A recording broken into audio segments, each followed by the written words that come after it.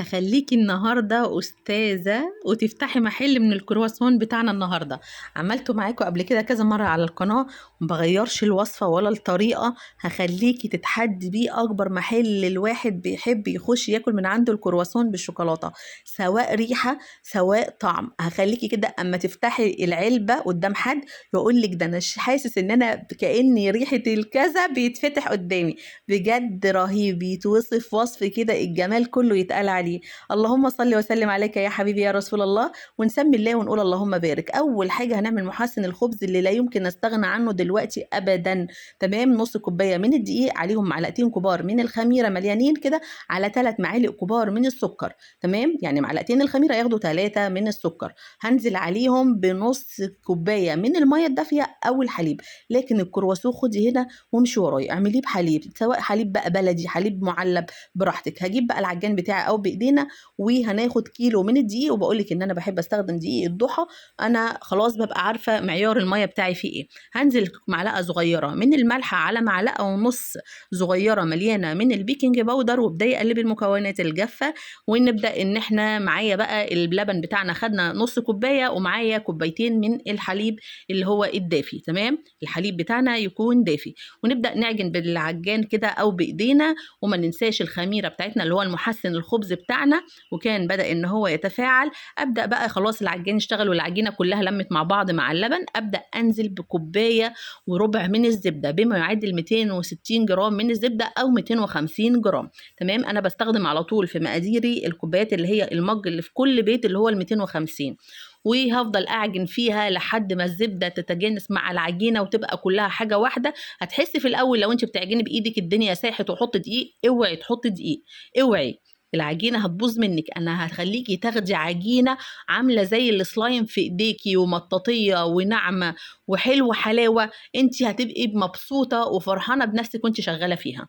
تمام، بصي يا جماعه حاجه وهميه. هجيب بقى انزلها كده وادهن نفس البوله بتاعت العجان شويه من الزيت، وابدا ان انا احطها واسيبها ان هي تخمر. بوريكي بصي العجينه مطاطيه لدرجه قد ايه، بجد حكايه وهميه خطيره، كل حاجه تتقال عليها. دهنت بقى شويه من الزيت وابدا ان انا احطها واغطيها بستريتش وفوطها واسيبها لما تخمر خالص. تمام، تعالي بقى في المرحله دي، انا هنا اول ما تبدا ان هي تخمر بجهز طبعا شوكولاته مكعبات، بجيبها بقطعها كده او تقطعيها حتت سليمه زي ما هوريكي. العجينه هنا خمرت بقى، شغلت الفرن بتاعي لان لازم الفرن يكون سخن كويس.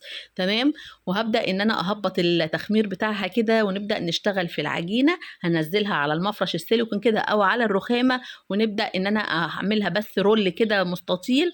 وهبدا اقسم العجينه الاتنين، هحط اول نص في البوله ارجعها واغطيها، لازم تغطيها عشان ما تنشفش. وهنشتغل في اول نص في العجينه بتاعتنا. هعملها وافردها بالنشابه كده، هعملها بنفس المستطيل بتاع المفرش السيليكون اللي انا شغاله عليه، وعايزاها تبقى سمكها رفيع زي ما انت شايفه قدامك.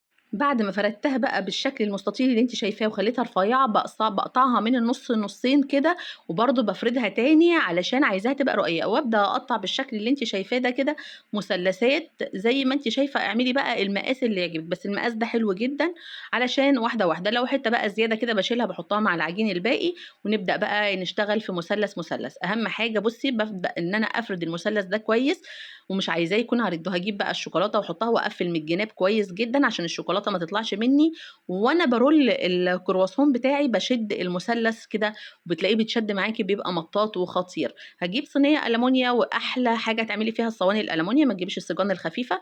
تمام، وندهنها بشويه من الزيت بالفرشه كده ونحطها، ونخلي فاصل بين كل كرواسون وكرواسونه علشان ايه هتخمر دلوقتي وما تلزقش في بعض. هنا بقول لك لو هنحط حته شوكولاته كده سليمه، بنقفل الاحرف وبنبدا نلف ونمط المثلث بتاعنا.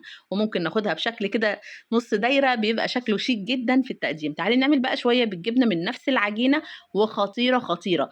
شويه من الجبنه البراميلي على شويه لانشون كده، بيبقى طعمها يا جماعه تجنن.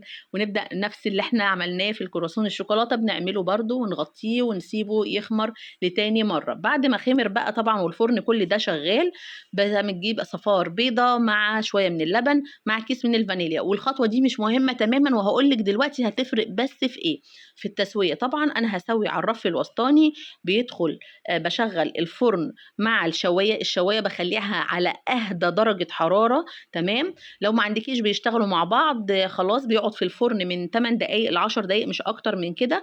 بطلعه لازم اغطيه بفوطة مندية من المية او ترشيه بمية وتغطيه بفوطة. تمام. ايه الفرق بين صفار البيض واللبن؟ هوريكي دلوقتي. شايفة ده اللي مش مدهون، ده اللي انا مش دهناه، نفس السوى بتاع المدهون. الفرق ايه؟ الفرق اللمعة بس. بالعكس بقى اللي مش مدهون بيطلع من الصينية بكل سهولة، اللي مدهون عشان بينزل في الصينية بتاعتنا لبن وصفار البيض فبيلزق، فلازم تطلعيه بحاجة. انما انا عامة من غير تصوير انا بعمل اللي ما بدهنهوش.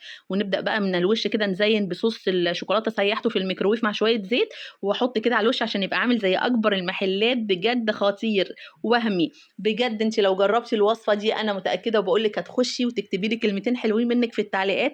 زي ما قلت لك التسوية واحدة، الفرق في اللمعة. اسيبك مع الجمال ده واقول لك سلام.